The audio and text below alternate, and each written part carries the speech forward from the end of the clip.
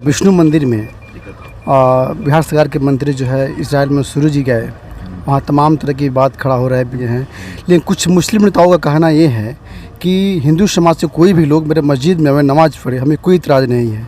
इस पर क्या कहना चाहिए? भैया ये इतराज़ नहीं होनी चाहिए, ठीक बात है। हम लोग भी जाते हैं, भाजपा के लोग नहीं जाते हैं चुनाव के समय में मस्जिद के रहते हैं, वहाँ माथा पर रुमाल रख करके वोट मांगने के लिए दरगाह में, तो उस समय अच्छा लगता है।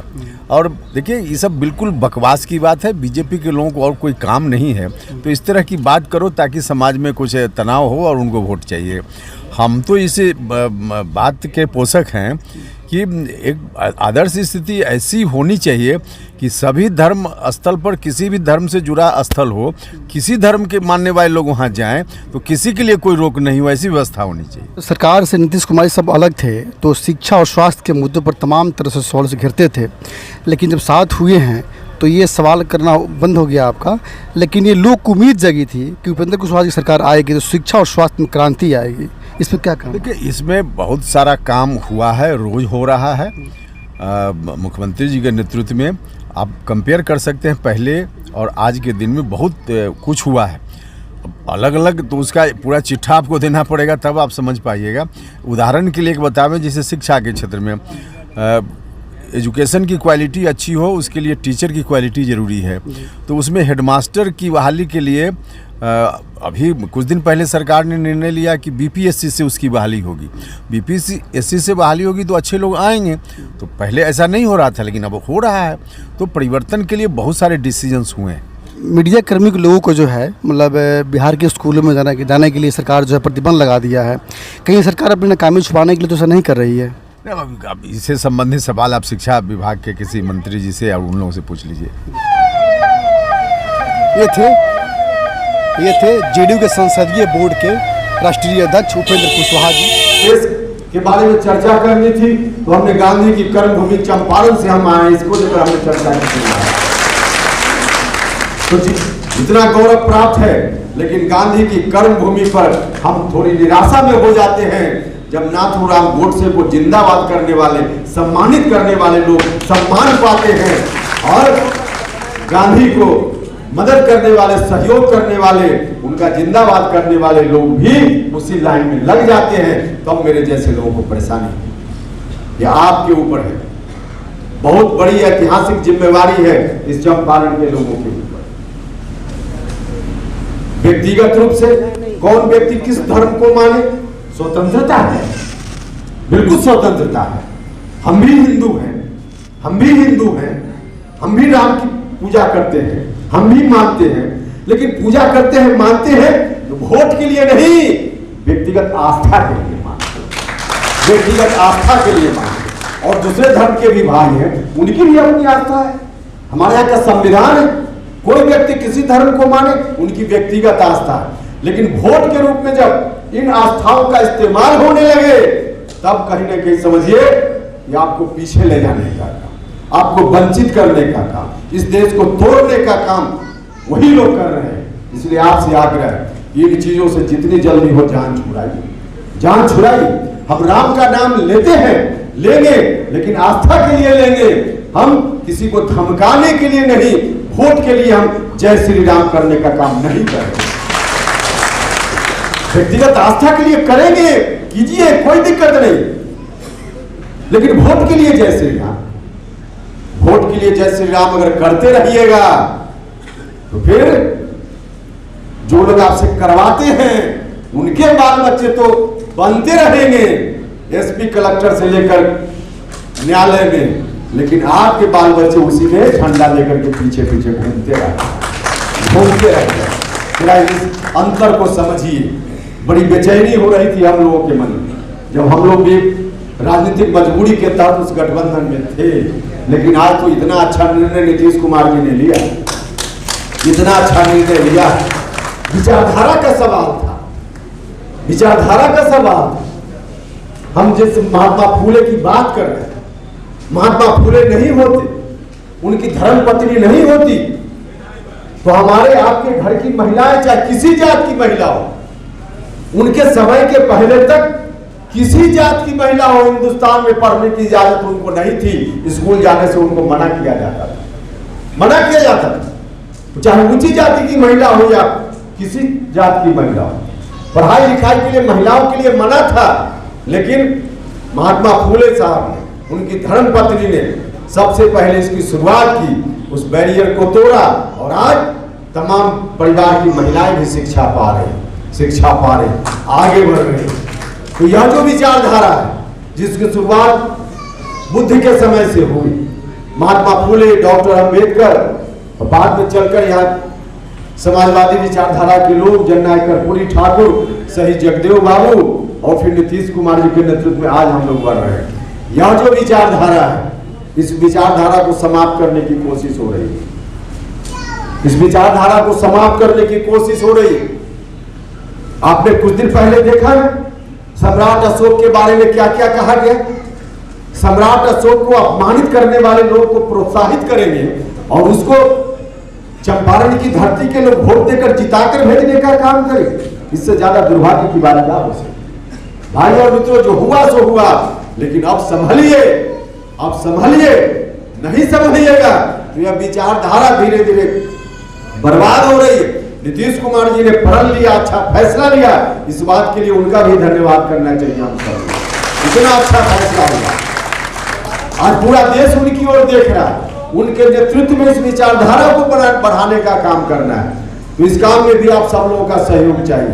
यह विचारधारा बचेगी, बढ़ेगी, तब देश भी बचा रहेगा, तब देश का स्वरूप भी बचा रहेगा, वरना नहीं बचेगा। हम आप सब लोगों से आग्रह करना चाहते हैं। हमारा देश तो कहता है कि हम भाईचारा के आधार पर चलें, व्यक्तिगत आस्था जिसकी जहां भी हो, लेकिन समाज में भाईचारा रहनी चाहिए। इसके हिसाब से देश को चलना चाहिए और इसके हिसाब से देश चले, इसमें आप सब लोगों से विशेष रूप से आग्रह। यहाँ पार्टी से जुड़े हुए भी साथी हैं, तमाम लोग आप सब लोग हैं, सामाजिक राजनीतिक कार्यकर्ता है। आप लोगों से मैं कहना चाहता हूँ कि आप गाँव में जाइए और जो लोग भी हैं, देखिए बड़े सातीर लोग हैं, सातीर शब्द का मैं इस्तेमाल कर रहा हूं, बड़े सातीर लोग हैं, इस बात को समझना पड़ेगा। अल्पसंख्यक समाज के लोगों के बीच में मैसेज देना पड़ेगा कि सातीर लोग हैं, इन सातीर लोगों से निपटने का काम कठिन है, आसान नहीं है, हम मानते हैं, लेकिन मुश्किल नहीं, असंभव नहीं है, यह काम संभव है। लेकिन यह संभव कब होगा जब आप लोगों का सहयोग बुद्धि विवेक के साथ मिलेगा, बुद्धि विवेक के साथ कीजिएगा। लोग तो करते हैं, अनेक उदाहरण है देश कि अपने ही मंदिर में मांस का टुकड़ा फेंकवा देंगे खुद से किसी से और हल्ला उठा देंगे, और प्रतिक्रिया में फिर किसी दूसरे धर्म विशेष के लोगों के खिलाफ लोग खड़े हो जाएं और फिर दो धर्म के बीच लड़ाई शुरू हो जाएगी और बिना कुछ किए हुए उनको मोटा का मोटा वोट भी मिल जाएगा। इस साथियाना अंदाज को जरा समझने का काम, दोनों तरफ के लोगों को समझना पड़े, दोनों तरफ के लोगों को समझना पड़े। कोई ऐसी स्थिति आवे, पार्टी के साथियों में आपसे कहना चाहता हूं, वहां आप खड़ा होइए, आप आगे खड़ा होइए। नीतीश कुमार जी का नेतृत्व है, सरकार नीतीश कुमार जी के हाथ में है, तो कोई इस तरह का तत्व बाल भी बांका नहीं करेगा। लेकिन जिसके खिलाफ लोग करते हैं इस तरह का, उनको बहुत आगे लाने की जरूरत नहीं। हमको आपको खड़ा होना चाहिए, हम भाईचारा के साथ उनके साथ खड़े हो। जहां दो चार जगह ऐसा कर दिए ना, उसके बाद उन बंद हो जाएगा, समझ जाएंगे। लेकिन इस तरह समझेंगे कि इस तरह की हरकत से कोई फायदा नहीं, लोग समझ गए हम क्या करना चाहते, लोग समझ गए। तो दोनों तरफ के लोगों के लिए इस भाईचारा की बात को, संदेश को गांव गांव तक पहुंचाए, बहुत जरूरत है इस बात। दोनों तरफ के लोग समझे कि हम उनके कारण जानबूझकर चाहेंगे प्रभोग करना, तो न उधर के लोग गुस्सा में आवे और न इधर के लोग उसकी प्रतिक्रिया उस रूप में देने का काम करें। आप भरोसा कीजिए हमारे नेता नीतीश कुमार जी के ऊपर, साथीराना अंदाज, उसको भी समझने का काम करना है। आज की पीढ़ी के लोगों के लिए ऊपर विशेष जवाब देंगे। अगर कुछ दिन और यही स्थिति बनी रह गई तो बाद की पीढ़ी तो चाहकर भी नहीं संभाल पाए, चाहकर भी नहीं संभाल पाए। इसलिए हाथ जोड़कर आप सब लोगों से प्रार्थना है, कोई गिला शिकवा हो शिकायत तो हम लोगों से बताइए, हम लोग बैठकर आपके गांव में आकर उसका निदान करेंगे। लेकिन आपस में उलझिएगा तो लोग चाहते हैं उलझाना, और उनकी बातों में आइएगा तो अंततः अगली पीढ़ी जो आएगी उसका नुकसान होगा, और उसका नुकसान इतना हो जाएगा तब तक कि उसके लिए मुश्किल होगा, और फिर वही पुराना दिन लौट आएगा। जो चाहते हैं लोग उस दिन को मत वापिस आने। इसलिए आप सब लोगों से आग्रह, अनेक तरह की बात लोग करें, लोग अनेक तरह की बात करें, उनकी बातों में मत जाइए। कहीं लगे कोई कंफ्यूजन, हमारी पार्टी के साथ ही उनसे समझिए। कभी कुछ लगे हम लोग को याद कीजिए, हम आपके गांव में आकर बैठ करके चर्चा करें। महिलाएं आज किस तरह से अधिकार पा रही है, पिछड़ा दलित समाज के लोग अधिकार पा रहे हैं। उन लोगों का बस चले तो जो बचा है उसको भी समाप्त कर देने का काम करें। इसलिए आप सब लोगों से आग्रह है, इसको समझिए, और कोई साथी और समझना चाहते हैं तो व्यक्तिगत रूप से मिलकर भी चर्चा कर सकते हैं। यही आप सब लोगों से आग्रह करना था। जो विषय हमारे साथियों ने आज विचार के लिए, विमर्श के लिए रखा, बहुत ही महत्वपूर्ण विषय पर आपने विमर्श रखा, तो इसके लिए भी मैं आप सभी लोगों का धन्यवाद करता हूं। और इस विमर्श को ले जाइए, गांव तक ले जाइए। यही बैठकर सिर्फ सुन लेने से नहीं काम चलता, गांव तक ले जाइए, चौक चौराहे पे, टोला में, सब जगह बैठकर इसकी चर्चा कीजिए, लोगों को बताइए। यही बैठे हुए बहुत सारे लोगों को, या जो जज की बहाली की व्यवस्था है, कॉलेजियम सिस्टम, इसके बारे में नहीं ठीक से जानकारी रही हो, आपको जानकारी मिली, इस जानकारी का प्रचार प्रसार कीजिए। लोगों को बताइए कि क्या अन्याय हो रहा है, लोगों को बताइए कि जो अन्याय हो रहा है, अन्याय होता रहेगा तो नुकसान किसका होगा।